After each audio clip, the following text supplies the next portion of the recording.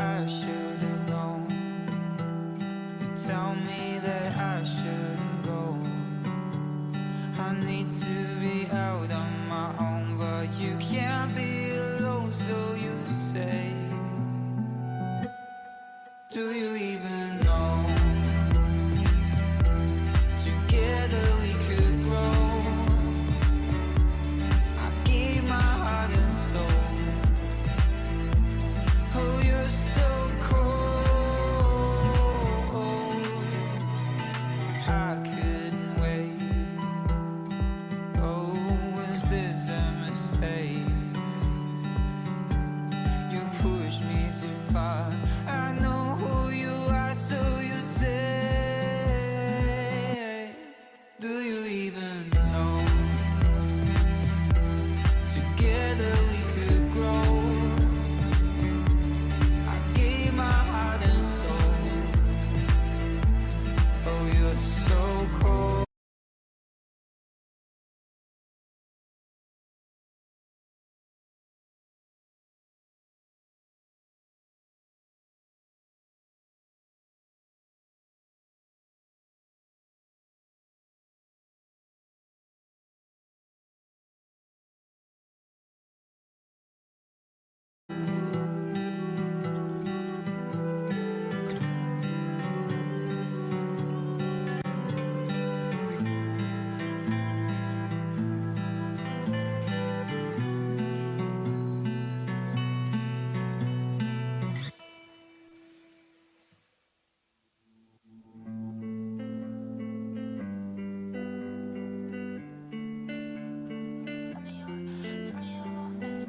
Fuel up when I go, speed up so I don't think of.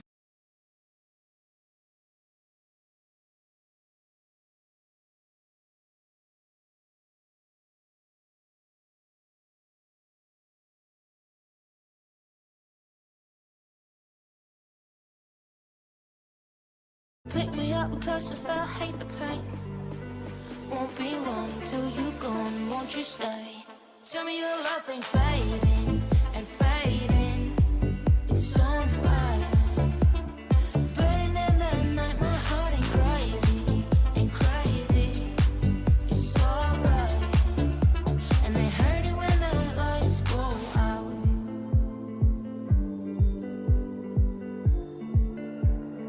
Hurt it when the lights go out. I leave 'cause I must, can only ask for.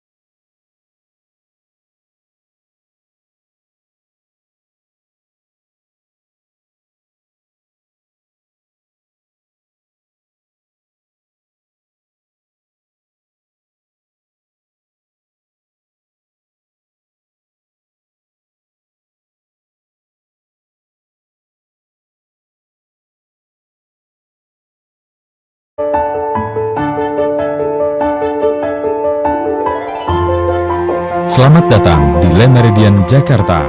Perkenankan kami menjelaskan beberapa informasi mengenai standar keamanan dan keselamatan yang penting untuk Anda ketahui.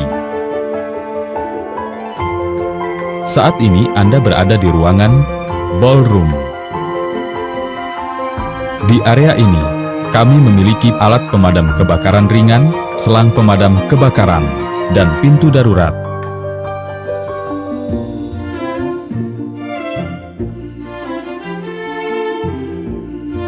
Dalam situasi darurat, kami himbau Anda meninggalkan ruangan secara teratur melalui pintu darurat terdekat, sehingga menjaga keselamatan kita bersama. Area berkumpul aman terletak di depan pintu masuk ballroom hotel. Emergency Response tim kami yang terlatih akan membantu jalannya evakuasi. Terima kasih atas perhatian Anda dan selamat melanjutkan aktivitas.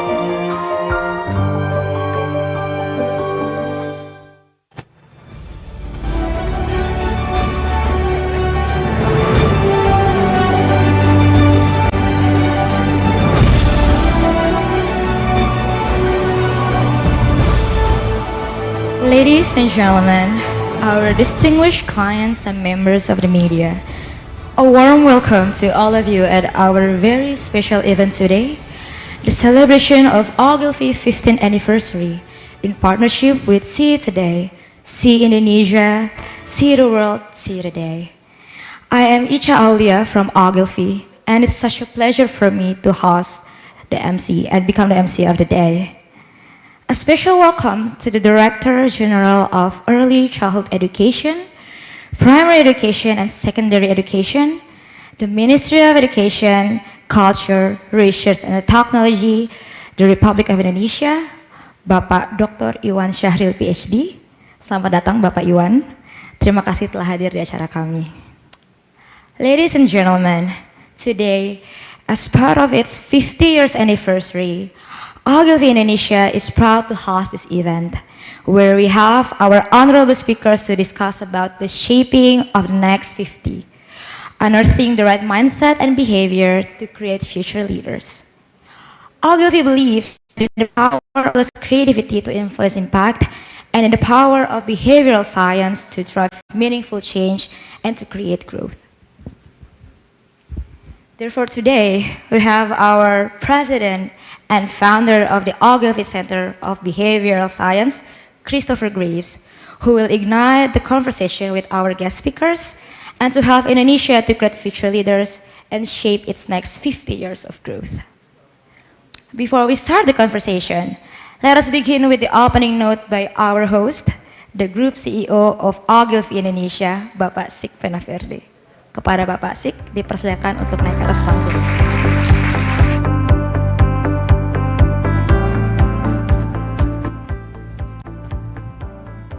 Dr. Iwan Syahril, Director General of Early Childhood Education, Primary Education and Secondary Education, the Minister of Education, Culture, Research and Technology, the Republic of Indonesia, Pak Ganesan Ampalavanar, President Director of Nestlé Indonesia, Pak Ferry Kusnowo, Executive Director, Lazada Indonesia, Pak Christopher Graves, Founder and President of Ogilvy's Center for Behavioral Science, Pak Kent Wertheim, Co-Chief Executive Officer, Ogilvy Asia, Pak B. Ramanathan, Chief Marketing Officer, Ogilvy Asia, distinguished clients and guests, respected members of media and industry friends, and to our beloved WPP and Ogilvy families.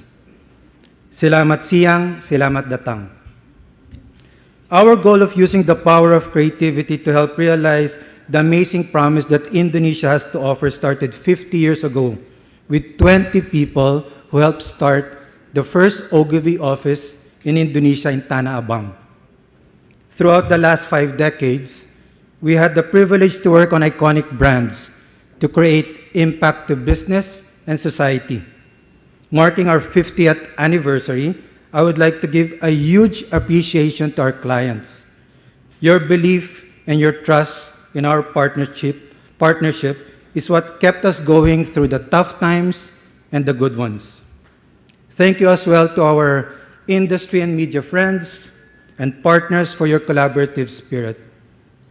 And to our very own Ogilvy family, thank you for your passion, resilience, dedication, and talent. Our journey continues, and the best is yet to come. We celebrate our 50 years in Indonesia with an organization that has close to 300 strong, talented, and creative individuals, breathing the same passion towards the power of ideas and creativity, placing the same importance towards adding value to our clients' business, and with an even stronger commitment to our mission, which is to inspire people and brands to make an impact, a positive impact, in the world we all live in. Today, Indonesia is a beacon of innovation and transformation, not just in the region, but owning its spotlight in the global stage. Our behavior in the past led us to this amazing place we are all in.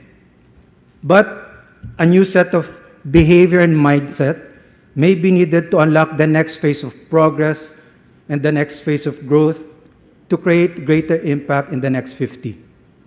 Which brings us to today's session. Through Ogilvy's behavioral science practice, we aim to have an important conversation of how to shape an even better next 50 years. And how do we continue to inspire Indonesia's most important treasure? That is its people. We are excited to have Christopher to lend us his expertise around behavioral science. Right nutrition and balanced diet will be vital for progress, and we're happy to have Ganesan to share us his thoughts. Digital commerce will continue to expand its role in our everyday lives, and we look forward to hearing from Pa Ferry. And Ibu Ruby, Chief Strategy Officer and Head of Islamic Practice for Ogilvy Indonesia, will help moderate the discussion. As we speak, the future leaders of Indonesia are getting inspired and informed across the thousands of classrooms all around the nation. Education is a critical enabler of the kind of progress we will see in the next 50 years. I have therefore been given the unique privilege to introduce our first keynote speaker. Please join me in welcoming His Honorable Dr. Iwan Shahril, PhD.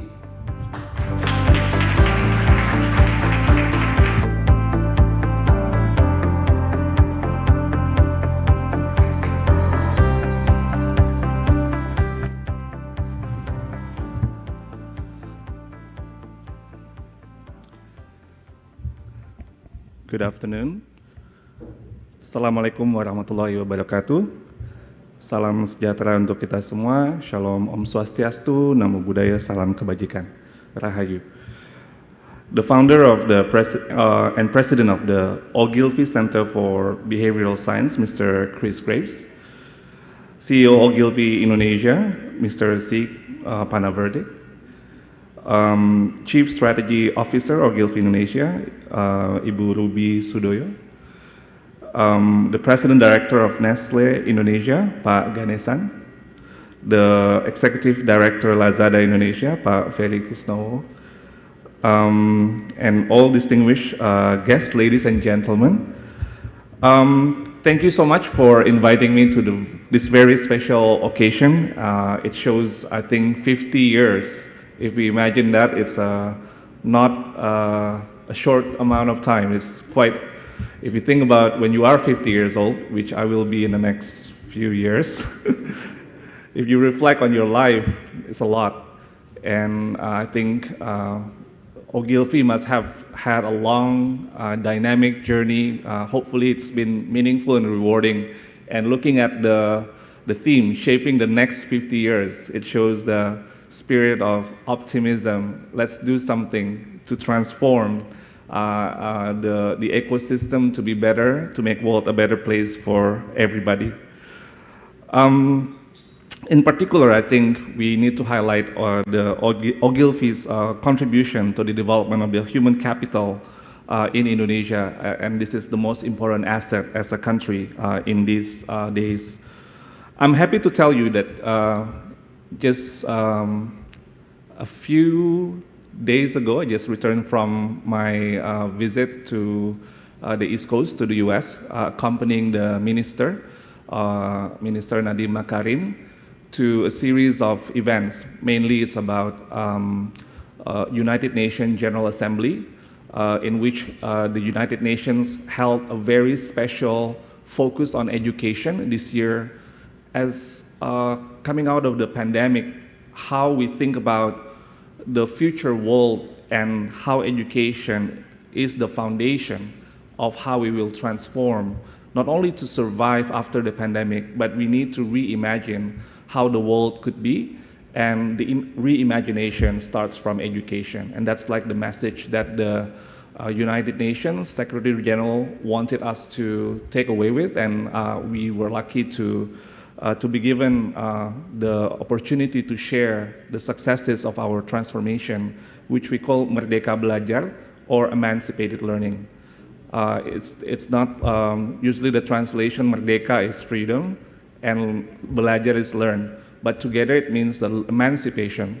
Emancipated learning is learning that emancipates the learners to fulfill their full potentials, to grow holistically, and to answer the challenges of their time. So first, it's about the students, the well-being of the students, the total growth of their potentials, but at the same time, how it is relevant to the understanding about who they are, their identity, and also the challenges of our time.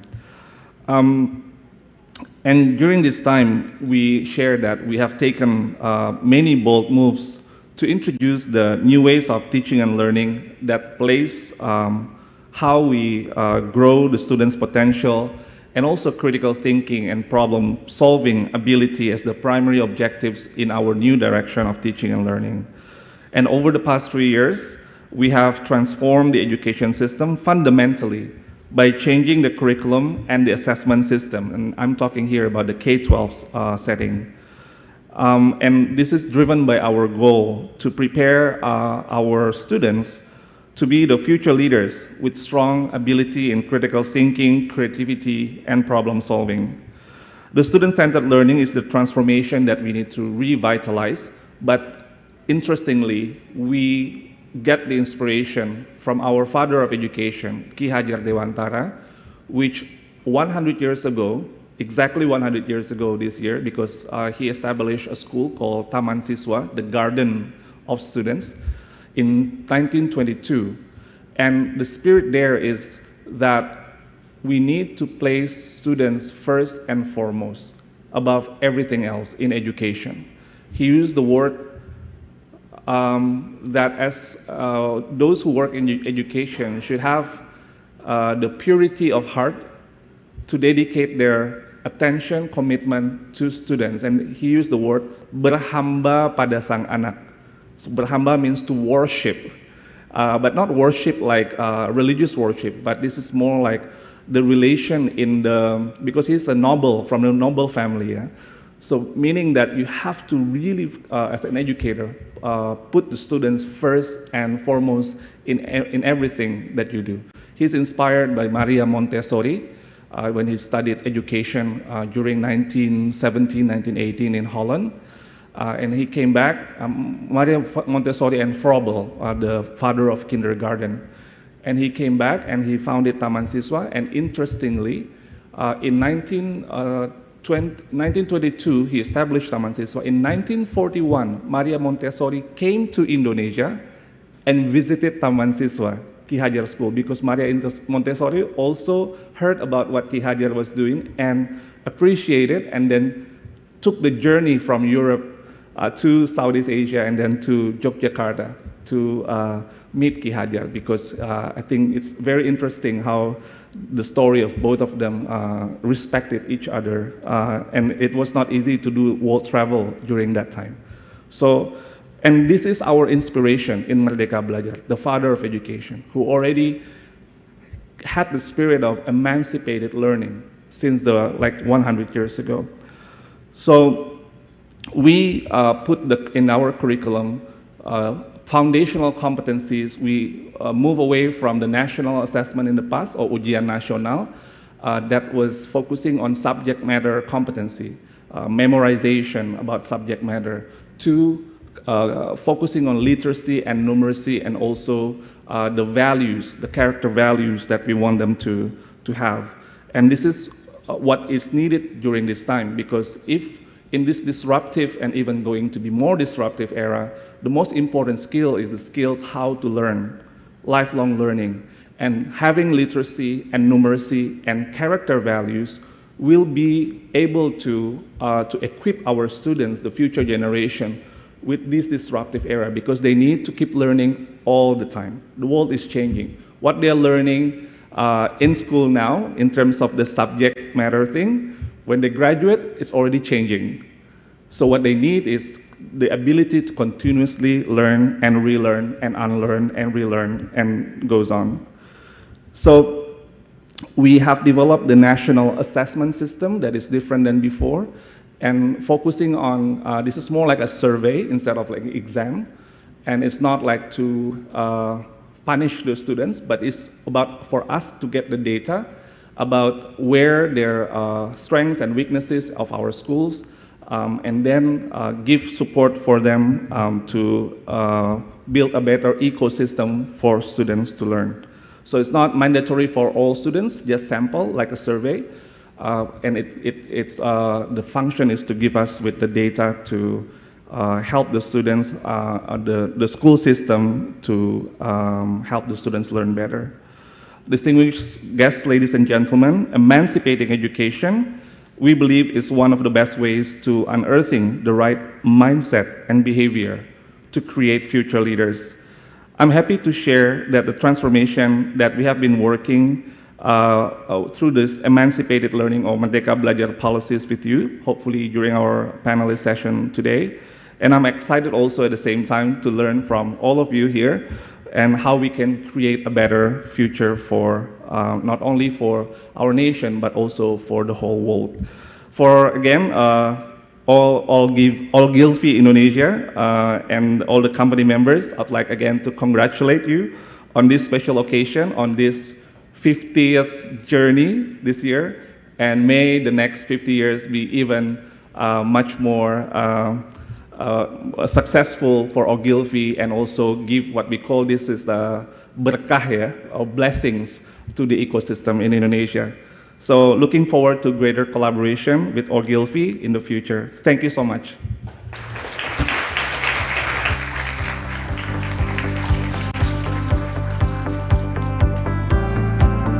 Thank you very much, Bapak Sik and Bapak Yuan. Following the keynote speech, the founder and president of Ogilvy Center for Behavioral Science, Christopher Graves, will deliver his presentation about behavioral science. Please give a big round of applause for Christopher Graves.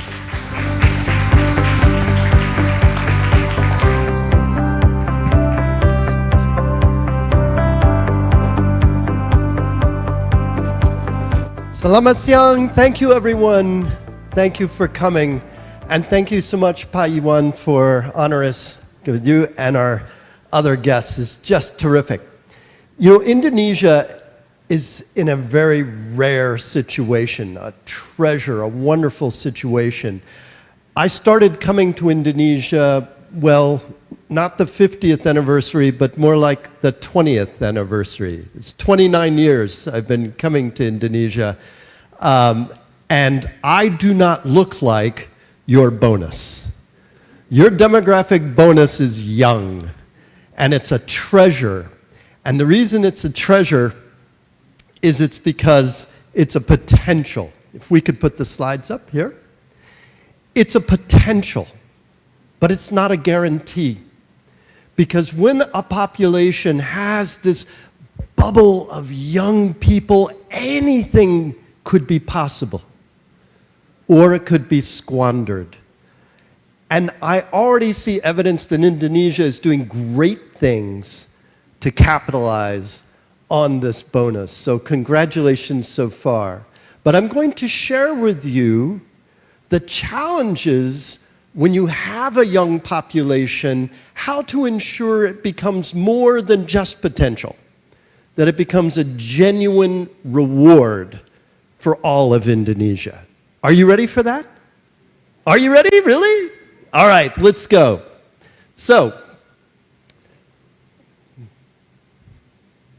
the first one here is that it takes quite a bit to move people into an entrepreneurial spirit and mindset. If you merely have young people who are going to follow the system dutifully and learn and be good character and good citizens, that's great, but it won't create new value the way entrepreneurs can. And this is the great bonus that you have ahead of you if you can convert these treasures, these young people, some of them at least, into entrepreneurs. So, let's go forward on this. There we go.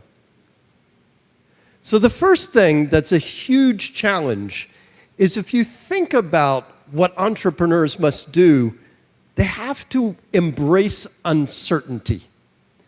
And that sounds kind of easy, but humans are terrible at embracing uncertainty. When faced with uncertainty, the first thing most humans do is they stick with what they always did. It's called status quo bias. You just stick with what you did because this is unknown, I know this may not be the best, but I know this. So moving humans into an area where they're comfortable, and beyond comfortable, where they actually see opportunity in uncertainty, is a big move. And it's not to be underestimated. And this is something that's actually measured, believe it or not. There's an uncertainty avoidance index, believe it or not, by countries. And if you look at competitors in Southeast Asia and in Asia, you can see currently Indonesia is just about in the middle. It's embracing uncertainty better than some others, and perhaps not as well as others. But if you think about making young people comfortable with uncertainty, think about it as parents, think about it as teachers, what you may need to do to encourage them to take a risk, as opposed to scare them about what a possible failure might look like. It takes a very different mindset change. The second one, which is interesting, is sometimes entrepreneurs are extremely successful because they go against the past. They go against tradition. You know what entrepreneurs do incredibly well is they see the same world we see, but they connect the dots in a completely different way. Innovation isn't like invention. Invention is making something completely new that never existed, but more often it's innovation, not invention. And innovation is they see what we see, but they recombine and remix things that we wouldn't have. Is that teachable, or are people born that way? It's teachable. And so the great news is the so-called growth mindset that you may have heard about is that instead of thinking of entrepreneurs as being born, they can be made. And you'll find out more from successful entrepreneurs like our guest later how you can help make them. But if you understand that entrepreneurs sometimes defy tradition, and by defying tradition, I don't mean they throw away your legacy, your history. I don't mean they disrespect your cultural traditions. It's usually practices, how things are done. And you bump up against everybody who has done something the same way for a century, and you have to break free of that. And that takes courage. And in order to give them that courage as parents and as teachers and as bosses, you have to give them that room to experiment and to fail. This is something called cultural cognition framework. And you might be interested. I am so thrilled to be here in Indonesia because I just arrived a few days ago and I felt like I came alive again. Because during the pandemic, before the pandemic, I would fly 150, 200,000 miles a year. I would visit our offices. I would just be invigorated by seeing new things. And then for the last 3 years, I have explored every centimeter of my kitchen. And I feel so emancipated, Pak Iwan, to be able to come here and to see our young people at Ogilvy and people like you and to compare new ideas. But one of the things that makes me really happy is I'm not in America right now. And that may sound horrible, but I spent a lot of my life outside of America. And one of the things that I tried to do during the pandemic was explain what's going on in America. And if you're baffled what's going on in America in terms of culture wars and polarization, this framework answers why. In an empathetic way. There are no bad guys on this framework. There's no judgment on this framework. Here's how it works. It's really important to understand other cultures and sometimes other people this way. At the top, it says hierarchical. And these are people who really feel most comfortable in an environment, in a context where there's a clear boss and a clear ranking order below that boss. It doesn't have to be the military or a corporation. It could even be a book club. But they like the order of who's more senior. Now, their opposites at the bottom hate that. Hate that. They are all in flat organizations or consensus, and they don't want anybody superimposing their will or their seniority on them. So they don't agree on that approach. Now on this one, individualistic, those people believe that the world begins and ends with you as an individual. They don't care about social safety nets, and they don't really want to pay for social safety nets through taxes, for example. They believe that the way forward is you. If you are not doing well, it's your fault. If you're poor, that's up to you to fix. If you're uneducated, go to night school. It's all about self-reliance, and they prize their individual liberties, their individual freedoms. And when you look at a pandemic, for example, and this is my third pandemic, I was living in Hong Kong during SARS-CoV-1. When you look at a pandemic, behaviors are very different here too, because an individualistic person in America, for example, cannot be told to wear a mask. They'll refuse. They say, no, you can't, you're not my boss, you can't tell me to do that. It's hugely individualistic behavior. Whereas their opposites, the communitarians or collectivists, of course you would wear a mask because it's not just for you, it's for everybody else. And even think about how vaccines work. It's not just you, it's herd immunity. You need enough people to be part of the family and agree to behave in a responsible way. Well, this is also true in business and everything else in life, this map.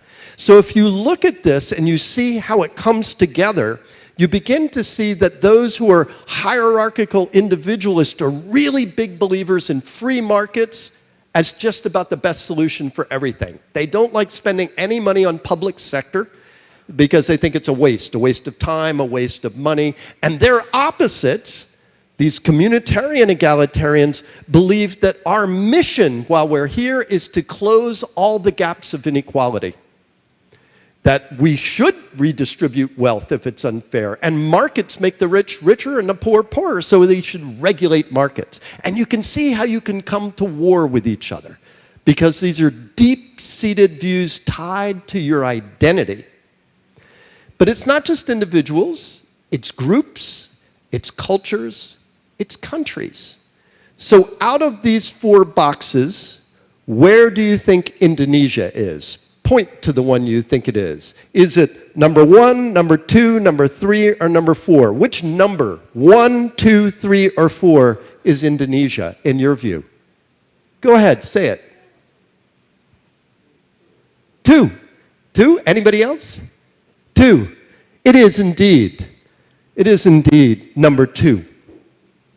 And this is important because if you look at it culturally, again, these are not value judgment. These are just how cultures have evolved and what they think is proper behavior, expected norms. And so if you look at that, you can see that Indonesia is quite strongly hierarchical and communitarian. Now, if you think about that same thing and go back here, where do you think Elon Musk is? Which box? Shout it out. We have a 1, possibly 4. How about Jeff Bezos?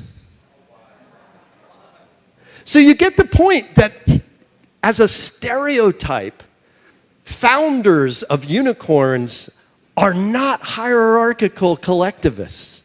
They are seen as going against the trend, as mavericks, as caring about getting rich and famous, right?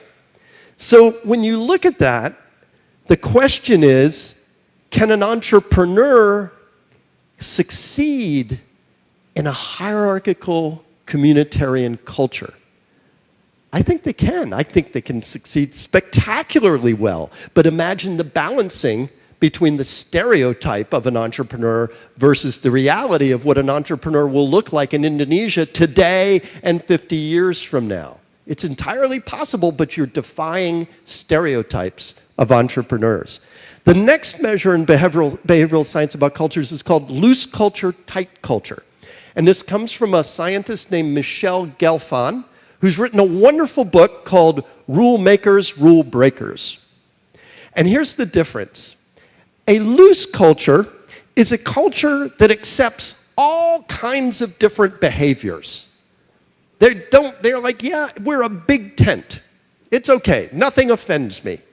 You play by those rules, I'll play by these rules. You dress like that, I'll dress like this. There are no rules. A tight culture is we're uncomfortable with that.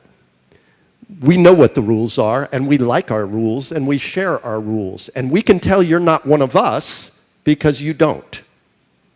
Now, they're not good, and they're not bad. They are what they are. But again, if you look at this, and you think about what that means in terms of people, they tend to be more risk-taking, flexible, experimental, informal. They tend to be collaborative in loose cultures. And in tight cultures, they tend to be very conscientious, more careful, efficient, more formal. And their leadership tends to be very autonomous and strong, less sort of networked. So when you look at that, where do you think great entrepreneurs come from? A loose culture or a tight culture? Stereotypically, a loose culture, but they don't have to. They don't have to. But it is a potential challenge. And so if you look at, that doesn't mean you're a loser. This is, if you look at a tighter culture versus a looser culture, Indonesia, by behavioral science measures, is a very tight culture. It means you know what it means to be proper in your behavior, acceptable in your behavior in Indonesia. So if you're an entrepreneur and if you are hoping to build and foster and nurture entrepreneurs, does that mean you have to abandon your culture? No. It means you need to make room for them somehow, coexist with them somehow, not expel them. And I have heard from Pak Iwan brilliant ways in education that Indonesia is doing this by simultaneously respecting tradition but creating bypasses to allow learning in new ways simultaneously. So you don't have to choose loose or tight. What if you are ambidextrous? And you can do loose and tight. And in fact, Michel Gelfand, the scientist who created this, said that's ideal, to be between loose and tight, to balance the two. She also says if you're trying to loosen tight groups, she has the ease model. E means examine if a rule is really necessary. A lot of times there are rules just because you always had the rules. They're not really necessary anymore. So be tough about examining whether that rule is essential still. A, allow exploration and unstructured time. S, shift to a decentralized structure. In this case, from what I've just learned about Indonesia, that's not always true, though, because a centralized structure may have the power to support entrepreneurs and budding entrepreneurs. So that one I would dispute with her. That's a Western context, perhaps. And a lot of these things in behavioral science are weird. And when I say weird, I mean W-E-I-R-D. It stands for Western, Educated, etc. It's an acronym that means you're biased by the West. And so we have to be careful by some of these frameworks because they come out of the West and they're by people who are from the West and go like, this is how we should be. But they're not always true or appropriate or relevant in other contexts. So take it with that caveat. The other thing that entrepreneurs do you ever embrace risk?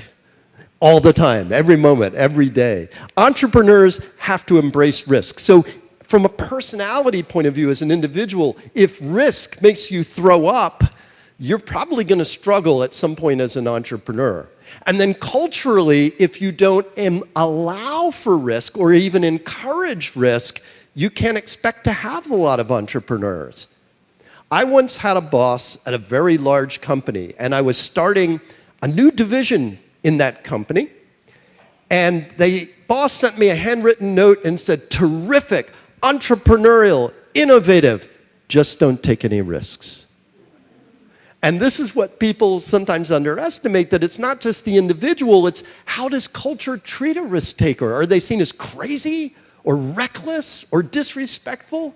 Or are they seen as a potential bonus? So that takes a mindset change within culture as well. And this is measured across countries as well. It's very interesting how we've added vowels. This is like I got a budget to buy more vowels all of a sudden here. So if we look at Indonesia, it's sort of smack in the middle right now in terms of attitudes towards individual risk. And then finally, self-efficacy. What is self-efficacy? It means, do you as an individual believe you have the skills, the competence, the tools, the training to succeed in a new world? It's not enough to be trained in the old world. Do you believe you have the skills and the competence and the confidence to succeed in an uncertain world? Building self-efficacy is actually a science in itself, and it comes with a kind of 4-part program that's been proven over decades, which can be instituted, which again means that you don't have to look to fate as saying somebody's born as an entrepreneur or not. You can make entrepreneurs. And obviously, the evidence is very strong that Indonesia is making entrepreneurs. If you look at this, which is from the Global Entrepreneurship Monitor, they rank countries globally. Look how high Indonesia, look how well it's doing right now. Way up here, this is important, do you know someone who has started a new business? It ranks number 3 out of these 43 countries. Why is that important? Because there's something in behavioral science called social proof. And humans need proof that somebody just like them can succeed. If they think that they're nothing like that person, they won't try it. So again, if you see an entrepreneur as a stereotype of Elon Musk and you don't want to have anything to do with that person, that's not very helpful. But if you see people just like you from Indonesia who are succeeding, that's really powerful. And then as you work your way down, the interesting one where Indonesia is doing less well is fear of failure. That's so human and so normal. But it's something that you should acknowledge and think systematically as parents, as teachers, as colleagues, as bosses, how do you lessen that fear of failure? But I have some good news how well you're doing so far. And that is, number 1 out of this entire global ranking that just came out in 2021 is Indonesia. And what they measure is the domestic population's view of how easy it is to start a business, whether or not they feel they can, all the things we were talking about. So I congratulate you.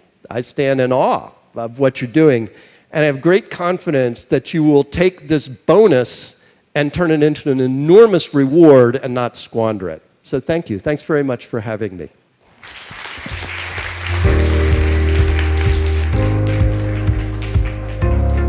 Thank you, Chris. Thank you so much.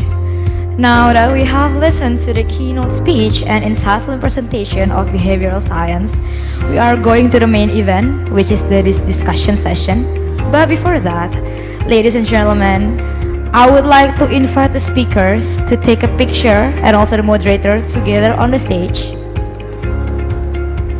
Hence, I would like to invite Chief Strategy Officer of Ogilvy Indonesia, Ibu Ruby Sudoyo, the Executive Director of Lazada Indonesia, Bapak Ferry Kusnowo, the Director General of Early Childhood Education, Primary Education, and Secondary Education, the Ministry of Education, Culture, Research and Technology, the Republic of Indonesia, Bapak Dr. Iwan Syahril, PhD,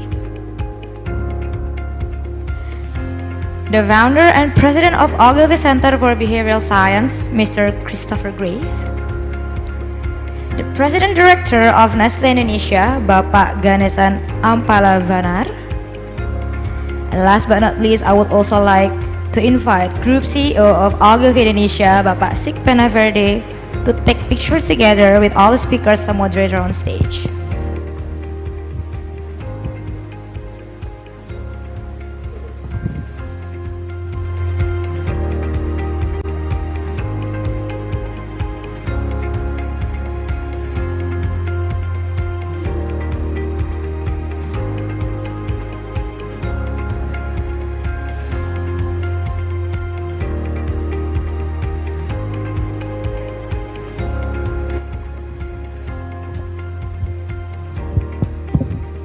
Thank you, Pak Sik, and all the speakers and moderator.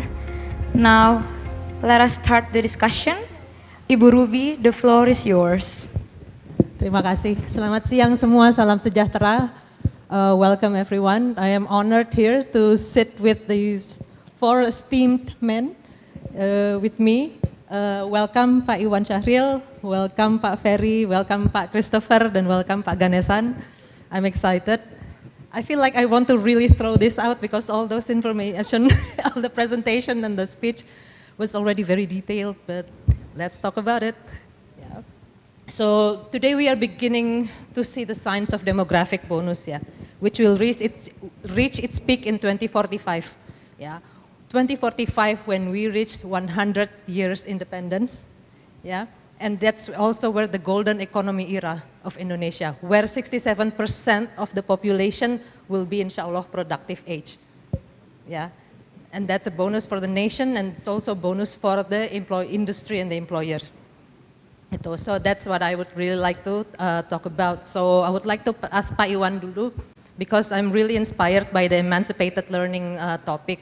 Yeah, so the emancipated learning atau Merdeka Belajar, it's a really breakthrough program, okay, yang it pushes the importance of independence learning and holistic learning. Now, looking at what Pak Christopher was presenting also, what would be the key mindset that the educators and the students would have to have or build in order to make this program a great success? Thank you, Bu Ruby, and thank you so much once again for this opportunity. I think the most important mindset, I think Pak Chris mentioned this. I'll mention two things. The first one was mentioned by Pak Chris, which was the growth mindset. The growth mindset is simply just like the confidence that, okay, I don't know this, but I can learn it. Let's find out. Instead of, oh, I cannot do this. Yeah, that's just my ability. I was born this way, so there's nothing much I can do. So the feeling of just like powerless, instead of doing that, it's more like being empowered. Yeah, I have maybe known this much. Maybe I cannot solve this problem, but let's find out how I can solve this. So this is like the ability that I can continuously learn to be better and to know more, to solve more complex problems from time to time. The second one is asset-based thinking. So asset-based thinking is the opposite of deficit-based thinking. So it's kind of like similar, but this is like a lot of times in education in Indonesia, I think we face the situation where I don't have facilities, I don't have the most perfect situation, so I cannot do innovation. I cannot change my things because I'm very limited. And of course, now we have a program called Guru Penggerak, Master Teachers Program. It's the next generation of leadership, where a lot of like these teachers were selected. They're all over Indonesia, and most of them are in very challenging areas. And we found that they have like this mindset, the asset-based thinking. And they feel like, okay, there's a proverb in Indonesia, tidak ada rotan akar pun jadi, right? So you don't lose ideas when you are faced with difficulties. And then I remind also maybe all of us in the history of Indonesia, we fight for our independence during 1945 to 1949 with the bamboo. Against, this is a very famous slogan, right? We face the tanks, the planes with bamboo, sharp bamboos, and we didn't wait for, oh, we need to have like the same kind of equipment, then we can fight the Dutch. It was not that way. It was more like the spirit, the can-do attitude, and we are together. So the collectiveness. So like it's the community kind of spirit is very strong in Indonesia. And then I think this is what we have to accelerate the transformation in education. So growth mindset and the asset-based thinking. Interesting. I think, Pak Christopher, you want to say something about growth mindset because we discussed this before. Yeah. Yeah. So growth mindset comes from a scientist called Carol Dweck, and you can read her books and her studies. There's also a debate about it, though, and that's this, that everybody was so excited when they read her book and saw her research that they said, we're going to teach growth mindset, and they failed. And so you have to be very careful that there is a real rigor to teaching this flexibility, ironically. So don't just read 2 or 3 things and think you're an expert at teaching growth mindset, would be my caution. There is a real, and she recently came out and said, you know, the science is real, the execution is poor. So the growth mindset is liberating, it's emancipating, because it says it's not how you were born or your genes, it's what you can craft for yourself. The skills, the competence you can build for yourself, which gets to the very heart, I think, of the purpose of education in uncertainty is to teach yourself how to teach yourself. That you're not done. You come out of university, you're not done, you're just beginning. And so if you are set on fire, ignited to learn how to learn, then growth mindset works. Yeah.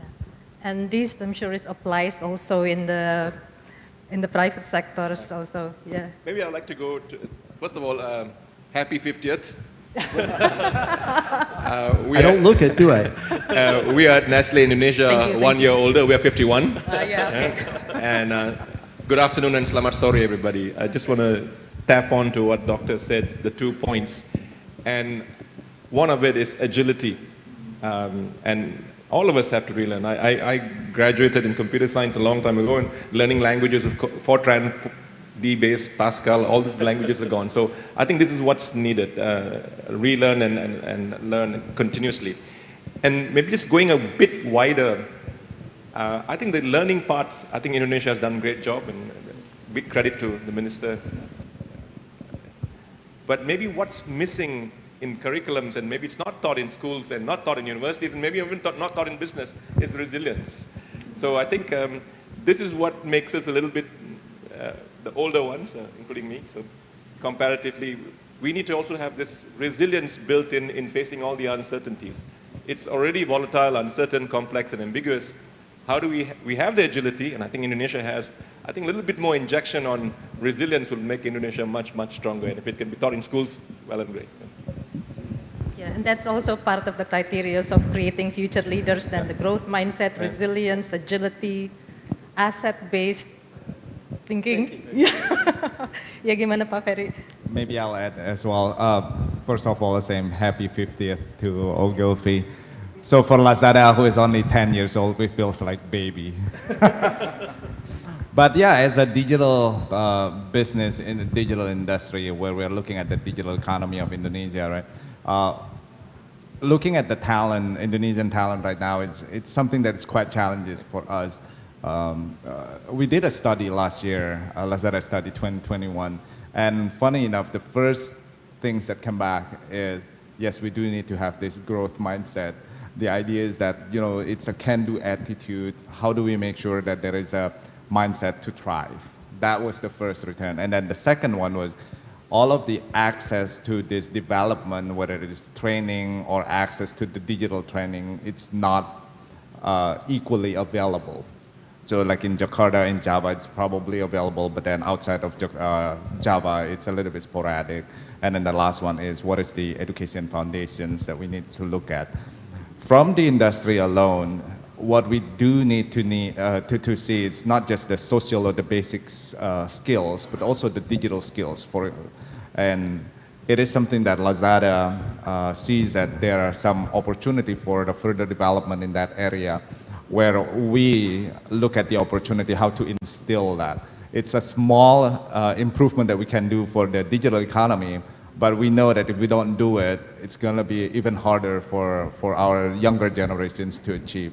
So maybe that's the point, like how do we also instill the digital skills early on in their curriculum or their educations?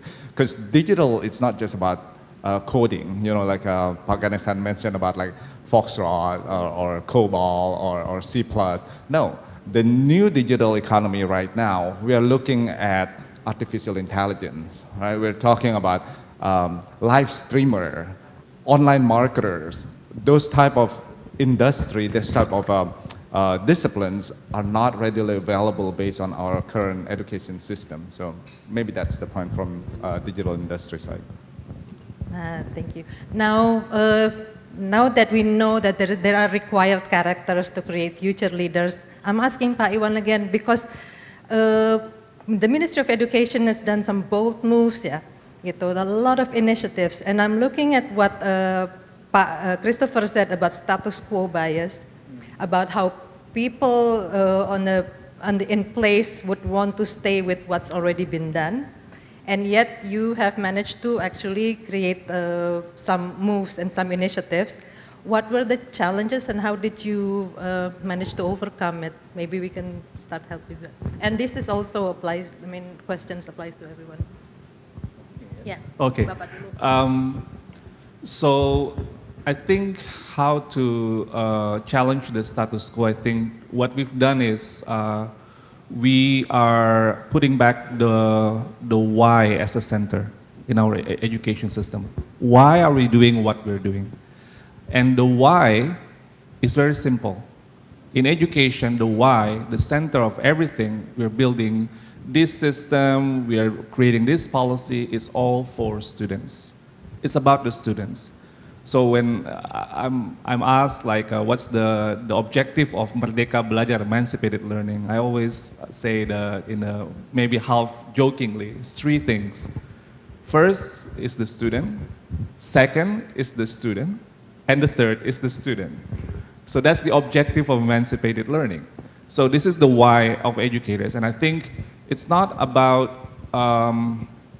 like the school or the exams or the grades, but it's about their how they can be grow to their full potential and be relevant. And the second one, how we disrupt the ecosystem, is the human resource development. And when we need to be strategic. We have 3 million teachers, 60 million students in more than 300,000 schools. So how do we strategically address this human resource development disruption? We focus on the leadership. So we, with our program I mentioned earlier, to create the next generation of school leaders. The school leaders that we create, it's a tough selection process to be in this program. And then the selection is not based on how good they are in terms of the pedagogy, but it's more like whether they have the right mindset. So we have a selection system that that really create these teachers. First of all, there's no incentive to be in this program. So there's no incentive once you're in the program is 9 months. So, and some of them chose not to, and that's okay. So that's not the kind of mindset or attitude that we want. So if they think about extrinsic motivation, then maybe not the case. Must be like those who have the real values, the passion for learning, curious about what we want to do in this program, and then after that, in the program, it's about the transformation of mindset, about changing yourself first, changing the classroom, and then changing your school and community. That's going on for 9 months, and through coaching. It's not training, it's a different philosophy. So it's a community of learners going together, and this is the next generation of leaders. Hopefully by 2024, we can create like 300 to 400,000 graduates from this program, and that should be enough for all the school principals and school supervisors in Indonesia. So why leadership? Because the leader will be the leader of learning in their respective ecosystem, the school. And that's more strategic than if we train the teachers go back to the school, the principal and the supervisors are still not enlightened, and they will tell the teachers this is not the right way, and the teachers maybe feel discouraged and go back to the old ways. So if we change the principal, the leadership, and they will disrupt the ecosystem because we're still the hierarchical community, right? So they will very influential and the leaders of learning, the learning that puts the student first. That's very important. And then we changed the curriculum. And the curriculum in the K to 12, it's now, we call it Curriculum Merdeka. 25% of the component is project-based learning. That means that the subjects need to meet with each other, like creating the interdisciplinary kind of interaction among the subjects instead of doing it by itself. And in the university, and this is what I shared earlier with Pak Chris, was we have the Campus Merdeka, where now there's a lot of policies in Campus Merdeka, but what I shared earlier is the 3 semesters that the students can choose to study outside their major. And this is very radical policy because the tradition in Indonesia, if you choose a major, then you study your major from first semester till the final semester. And then now we require 3 semesters. No, we give the opportunity for students to choose 3 semesters outside their major. If the student chooses to do that, then the university must accommodate that.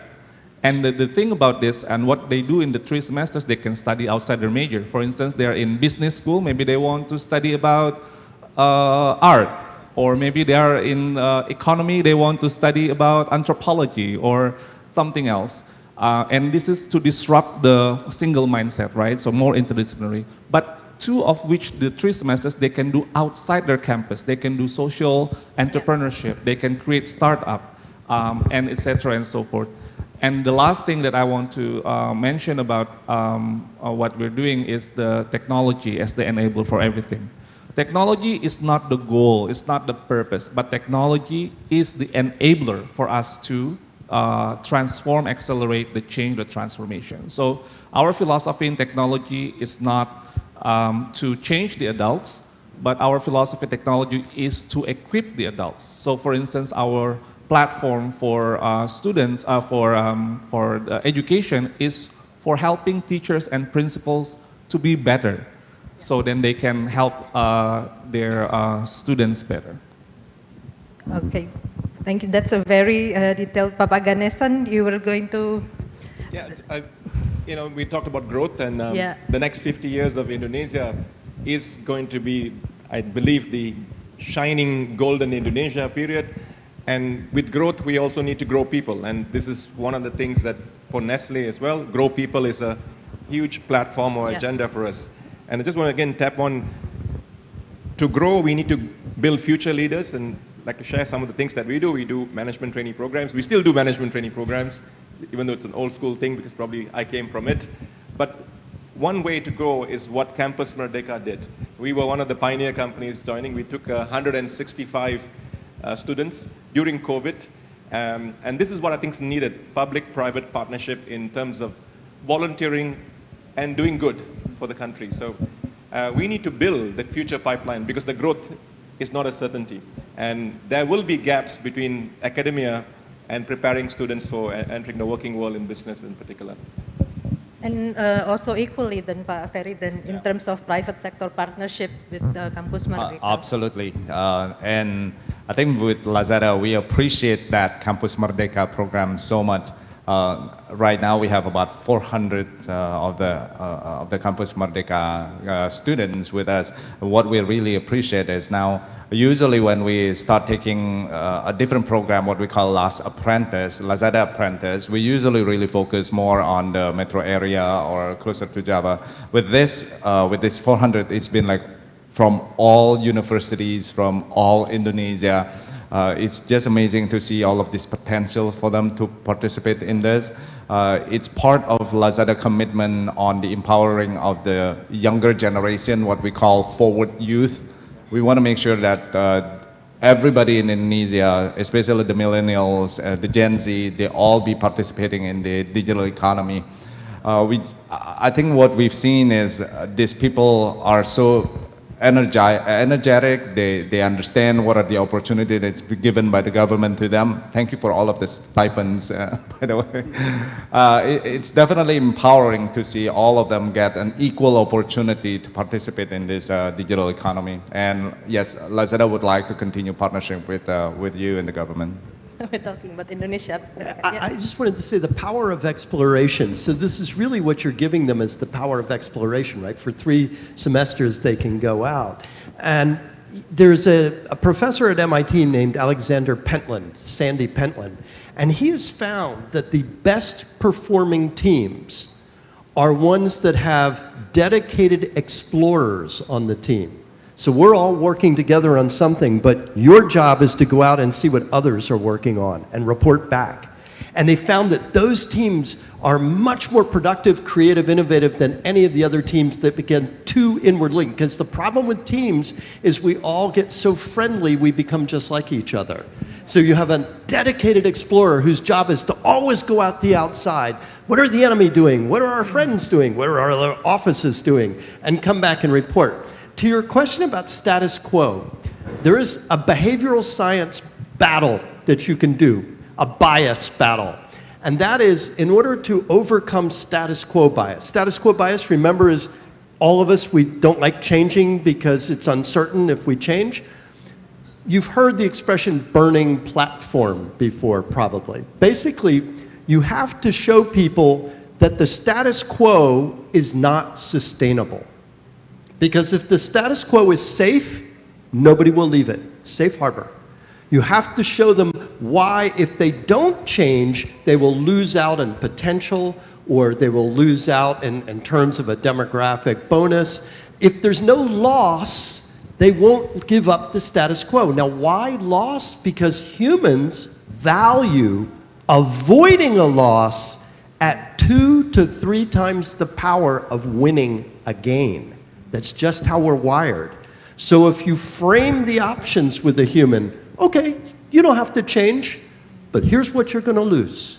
You're going to lose opportunity, you're going to lose against the competition, national security, lifestyle, all these things are going to go poof. Then humans can't stand the loss even more than leaving the status quo. So you have a bias battle. And you put the fear of loss against the status quo, the fear of loss will win. Interesting. If I can be provocative and not follow the script. I think while Indonesia comes out middle, and we use the word Merdeka many times, Indonesia rose to the occasion for Merdeka. It's one of the few countries who grabbed independence and not waited. If you look at Southeast Asia carefully, and in South Asia also, many other countries were waiting to be granted independence. So this thing about Indonesia being soft and sometimes following too much of the rules, Indonesia will rise to the occasion, and Merdeka was that. And it was the people's army that went to, with the bamboo sticks you were mentioning. So again, while it's calm, when the need rises, Indonesia will grab it, or Indonesians will grab it. Maybe I can just add too. I think from like the number of unicorns in Southeast Asia, where is the most? Indonesia. The opportunity of the Indonesian people come up with their attitude to be entrepreneur. It's there. I think your number shows that, right, Chris?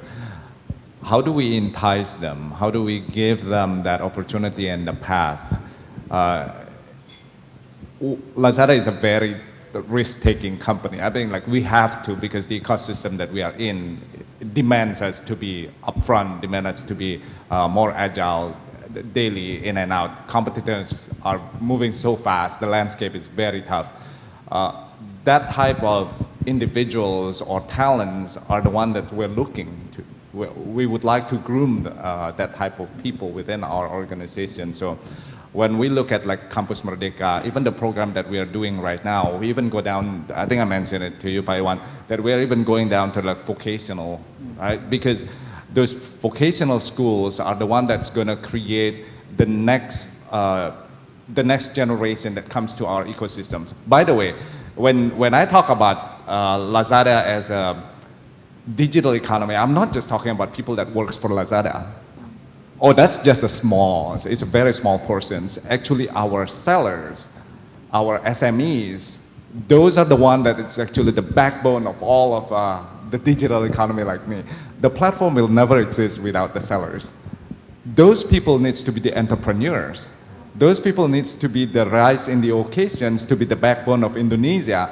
Be that maverick, be out there, be the next sellers, be the next producers, and then we will create that platform for them to start be part of the economy, the digital economy. So I think when I talk about who are all of these entrepreneurs, they are all of our sellers, all of the small and medium enterprises out there.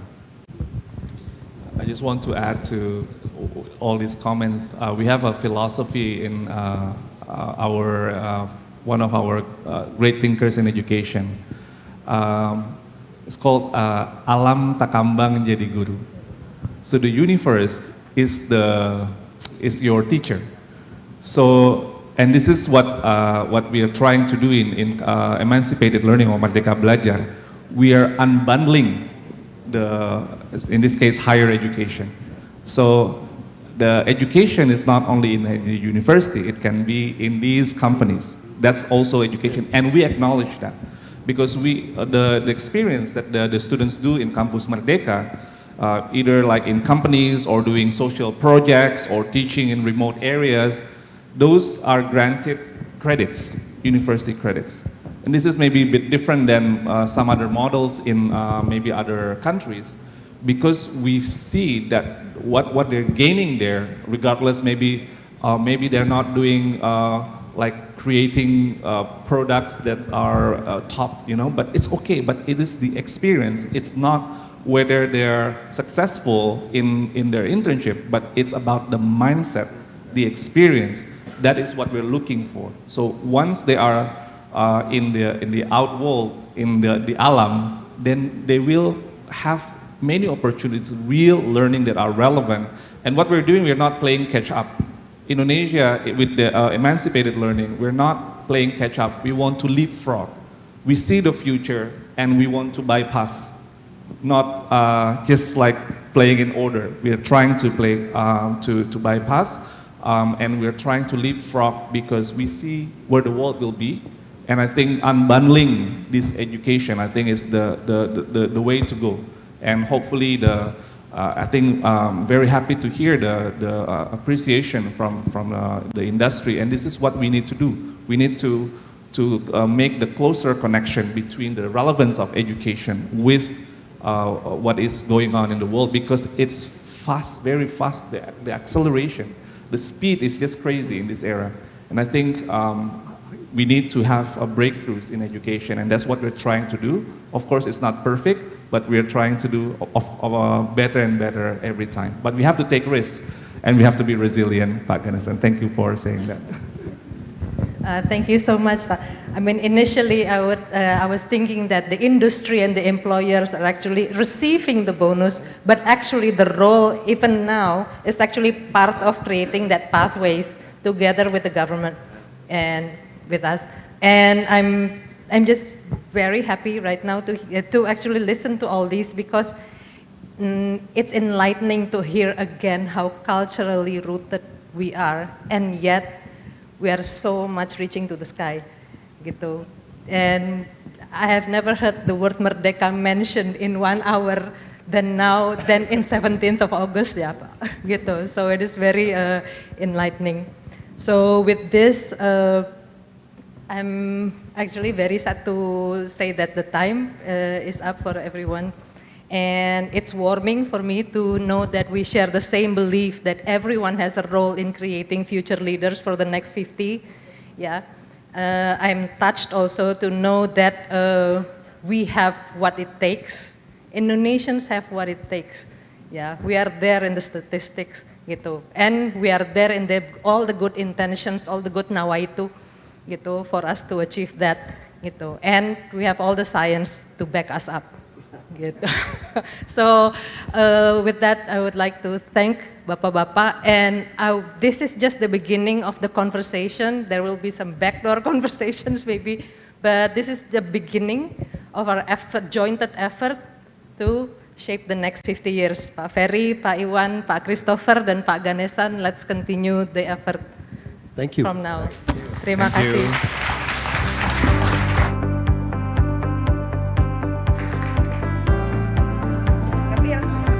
And now, I would like to invite Pak Sig and Mr. Ken over time to deliver tokens of appreciation to all the speakers.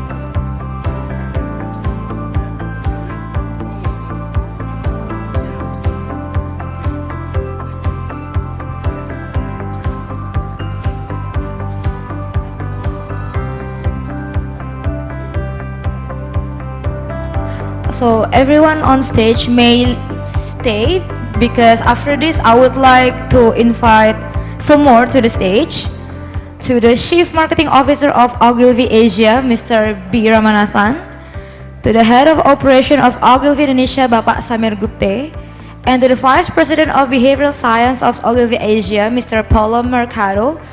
Please step forward to the stage as well to take a picture together.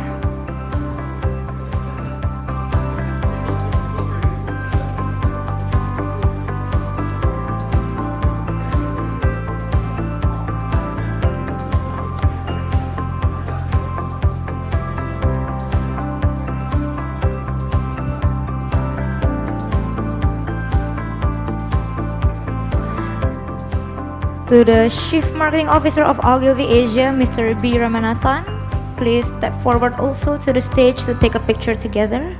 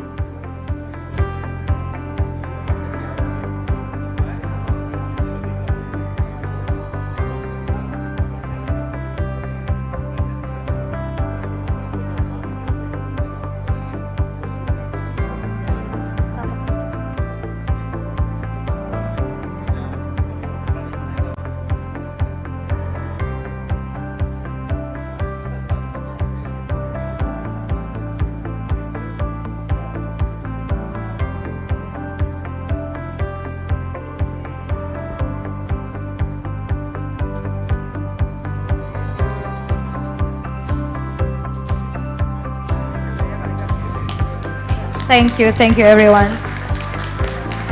Ladies and gentlemen, Bapak Iwan has another important agenda and has to leave the venue. So please join me in thanking and saying goodbye to Bapak Iwan.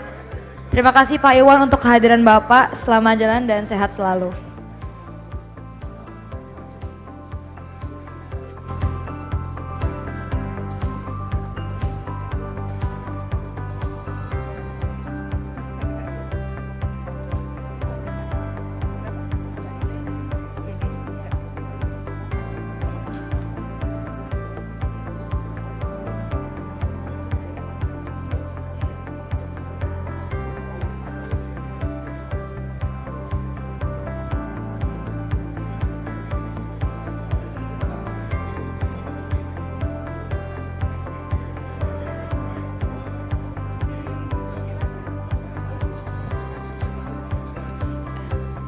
Everyone,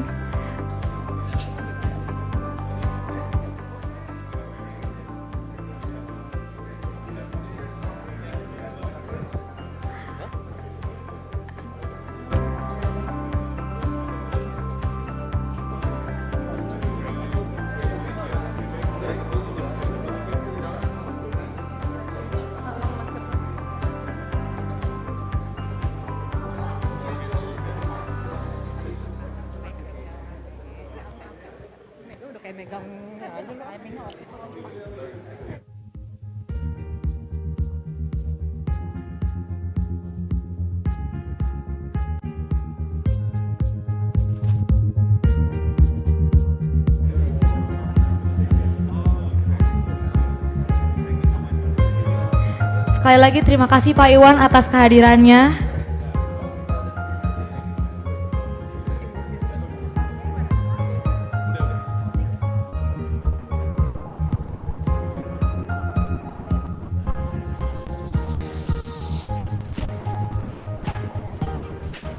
And that's a wrap. On behalf of Ogilvy Indonesia in partnership with See Today, See Indonesia, See the World.